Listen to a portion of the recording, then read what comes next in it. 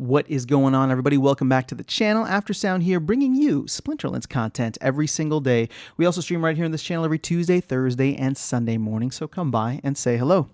All right, well, we are ending the week on I would say a much more depressing note than we started it with that awesome town hall. But you can see here, obviously, Bitcoin has retraced down to 28K. It looks like we're holding above just barely, but obviously that's affected the rest of the market and, of course, the three main tokens here within Splinterlands.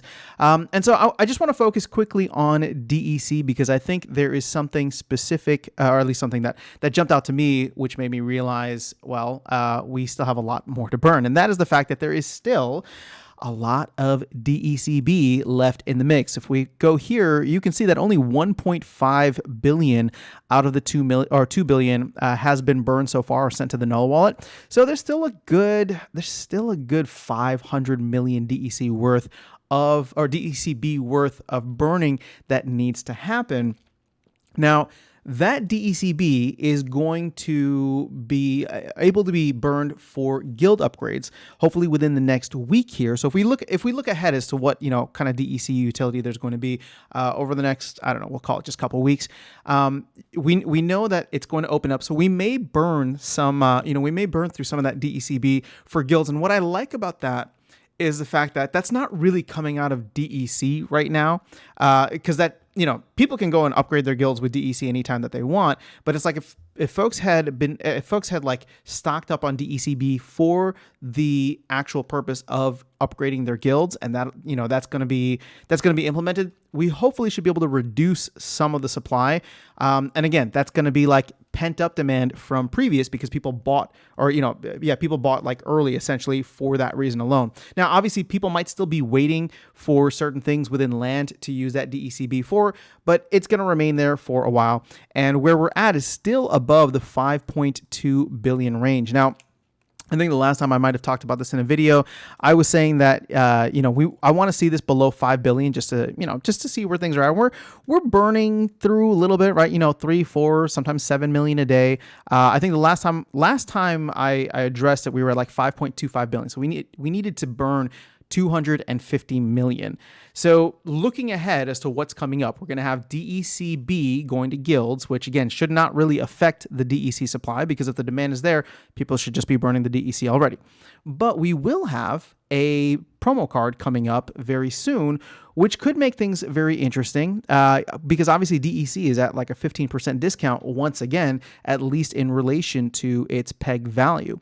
So that's coming up in 2 weeks, or less than 2 weeks at this point. It's coming up in the second maintenance window from today. So, May 2nd, that could be an interesting time. It could be an interesting catalyst, especially if we get an announcement. And I have a feeling, I don't have any inside info, but I would have a feeling that we'd probably hear something about the promo card next week, because if it is going to go live on May 2nd, I think they'd want, not the team, but no, I'm sure they would want it too. I'm sure everybody would want to prepare, make sure they have as many vouchers and DEC that they will need once we have the actual details, the stats, see if it's something worthwhile, whether it's common, whether it's legendary, how many BCX, all of that. So, ultimately, I'm looking at this now, wondering if there's an opportunity. But again, this is not financial advice. So really the main thing that I'm looking at is like, okay, well, DEC is like 15% below peg. We saw when there was like a significant demand driver that was land phase 1, we did see it get pretty close to its peg over time. So with it being as low as it is now, part of me is like, again, is this an easy trade? Not financial advice, but I'm like, is this an easy trade? Should I just be stocking up on DEC now? Because we know that other demand sinks are going to pop up. We know that there's going to be some additions to guilds. We obviously know that land is hopefully coming out a little bit later this quarter or sometime in June. So it's a matter of patience. And I still look at this and say, well, SPS isn't really going to go anywhere until DEC is at its peg. We're not going to be really burning as much SPS as we would like to.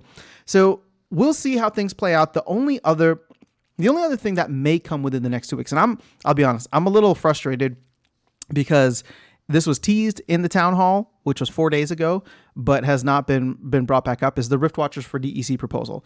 I was hoping that would have been posted literally the minute after the town hall or the day after, but I just want to get going on that. And here's the thing. If people want to vote against it, that's fine. But I at least want to see where the general sentiment is, because as I've said, I plan on voting for it. That would essentially burn like, almost 10 billion DEC. Or if people don't want to burn the DEC, it would at least lock up 10 billion DEC in the market, or in the Dow, I'm sorry, and scoop it up off of the market. And when you look at it, right, like, who wouldn't take a 15% discount on Rift Watchers right now? I mean, a bunch of people just bought through the group buy, and I'm sure if we were to organize something like that again, people will go in and start locking up that DEC. So, ultimately locking up, or burning, I should say. But, ultimately we'll see where things play out. I just wanted to give a little picture of where DEC was at. This is the lull period, guys. I mean, I don't want to say that I called it, but I feel like I did. So we're in it now. We had a great release of Land Phase 1 at the beginning of the month. There's not really anything major happening in terms of like releases or stuff that will move the markets between now and the end of the month.